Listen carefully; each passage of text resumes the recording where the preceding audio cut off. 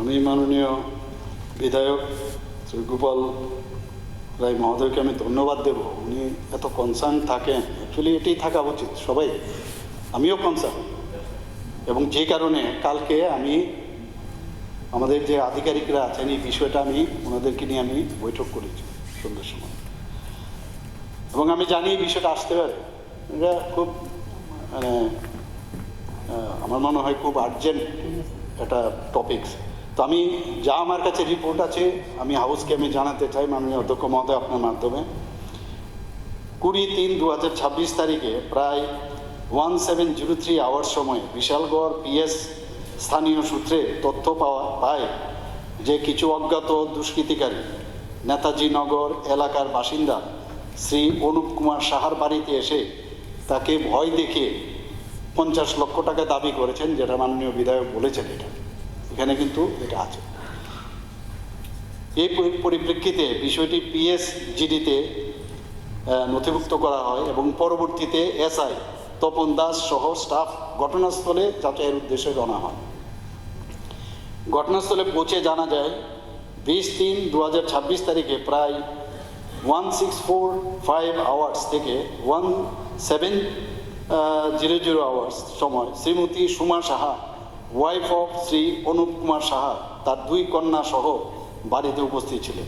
সেই সময় 4-5 জন অজ্ঞাত ব্যক্তি তার বাড়ির প্রাঙ্গণে প্রবেশ করে এবং দরজায় কড়া নাড়ে। তিনি দরজা খুললে তারা তাকে একটি মোবাইল ফোন দেয় কথা বলার জন্য। মোবাইলটি গ্রহণ করার পর শ্রীমতী সুমা সাহা দেখতে পান যে রণবীর দেবনাথ ভিডিও কলে তার স্বামীর খোঁজ নিচ্ছে এবং ₹50 লাখ টাকা দেওয়ার জন্য হুমকি দিচ্ছে, নতুবা তার স্বামীকে হত্যা করা হয়। একই সময়ে এক অজ্ঞাত দুষ্কৃতিকারী তার পকেট থেকে একটি পিস্তল বের করে পিস্তল দেখে ভয় পেয়ে তিনি দ্রুত দরজা বন্ধ করে দেন এবং দুষ্কৃতিকারীরা সেখান থেকে পালিয়ে যায়। পালানোর সময় তারা 1-2 রাউন্ড গুলি চালায় বলে জানা যায়।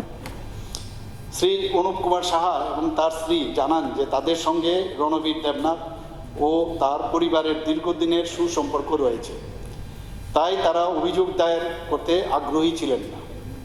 পরবর্তীতে একই সন্ধ্যায় ঘটনাটি শুনে রণবীর দেবনাথের পিতামাতা অনুপ কুমার সাহার বাড়িতে এসে তাদের ছেলের কর্মকাণ্ড নিয়ে উদ্বেগ প্রকাশ করেন।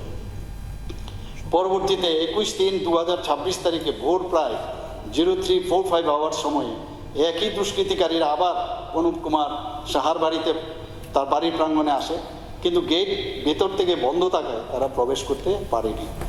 এতে ক্ষুব্ধ হয়ে তারা গেটের বাইরে থেকে বাড়ির দিকে লক্ষ্য করে 2-3 রাউন্ড গুলি চালায়।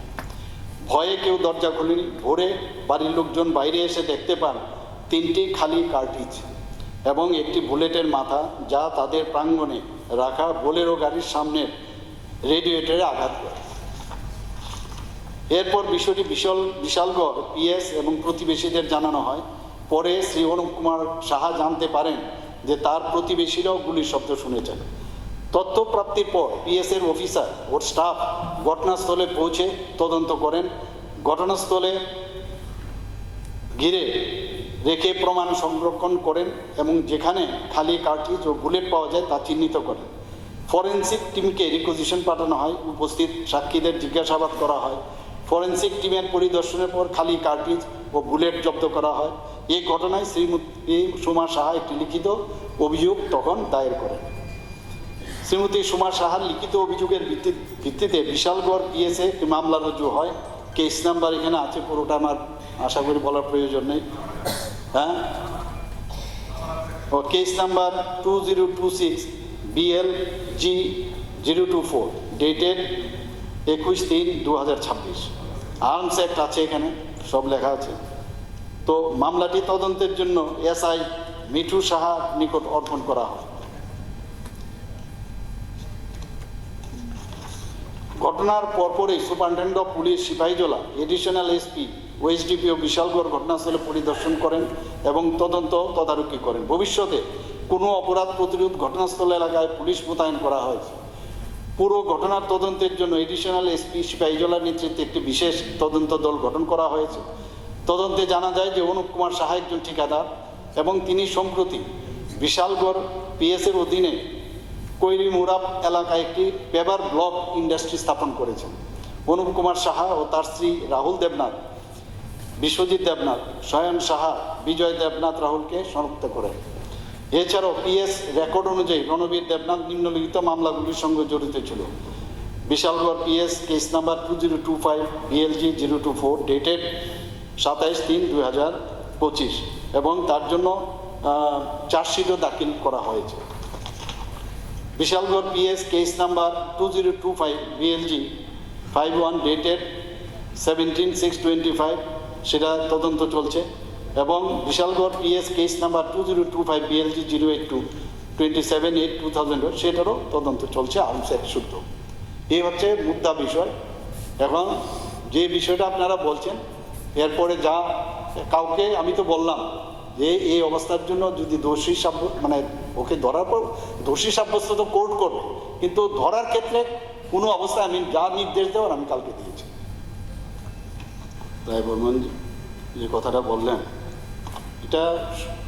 এটা সবারই কনসার্ন এই মাদক দ্রব্য নিয়ে। আমরাও বলছি জিরো টলারেন্স চেষ্টা চলছে এখানে। কিছুদিন আগে এখন আমি এই যে একটা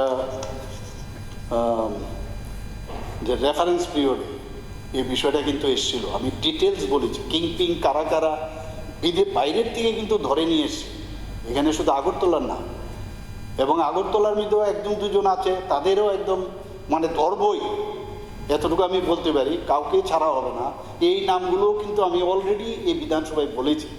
এই চিরানিয়ার ঘটনাটা যে বললেন, আরেকটা বিষয় যেটা হয় অনেক সময় প্র্যাকটিক্যাল প্রবলেম যেটা হয়, যখন কোর্টে যখন উঠে দেখা যায় যে উইটনেস কিন্তু পাওয়া যায় না, আর কোর্টের মধ্যে সব কিছু দেওয়া সত্ত্বেও ঠিক আছে কাফ সিরাপ রাখলো বা হিরোইন থাকলো এইসব, কোর্টের তো নিজেও আপনি লয়ার জানেন যে এইখানে উইটনেস ছাড়া খুব সম্ভব হয়।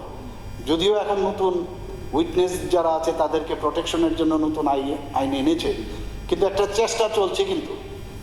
এবং পার্সেন্টেজের কথা বললে নো ডাউট এখানে কিন্তু যে পার্সেন্টেজ আছে আপনি যেটা বলেন 3.06%, কিন্তু বিষয় হচ্ছে আগে যেরকম কথা হতো কতজন সাজা, একজনের সাজা হয়নি, এটা এইরকমও কিন্তু আগে বিধানসভাতে উঠেছে এই বিষয়টা।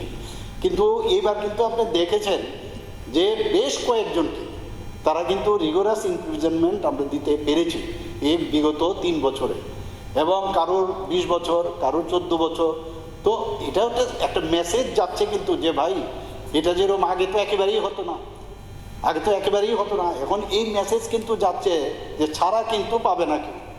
তো এটা একটা ট্রাই, কিন্তু যে সমস্যাটা পার্সেন্টেজটা বাড়ার যে বিষয়, এটা প্র্যাকটিক্যালি যেটা হয় মাননীয় অধ্যক্ষ মহোদয়, সেখানে হচ্ছে যে সাক্ষী দিতে চায় না এখানে, এই হচ্ছে সমস্যাটা এই জায়গায়। তো আস্তে আস্তে করে পার্সেন্টেজ বাড়ানোর আমরা চেষ্টা চলছে, নতুন করে টাস্কফোর্স বানানো হচ্ছে, কিন্তু অনেক সময় খুন করলেও দেখি আমরা দেখলাম আমরা খুনি, তারপরেও দেখা যায় পার পেয়ে যায়, কারণ ওই সাক্ষী কেউ দিতে চায় না। তো এটা আমাদের একটা সামাজিক আমি বলবো একটা সমস্যা, এটা নিয়ে আমাদের আরও বেশি আন্দোলন যেতে হবে। এটা আমরা নিশ্চয়ই এই বিষয়ে তো সবাইকে নিয়েই কিন্তু আমরা এই কাজটা করতে হবে।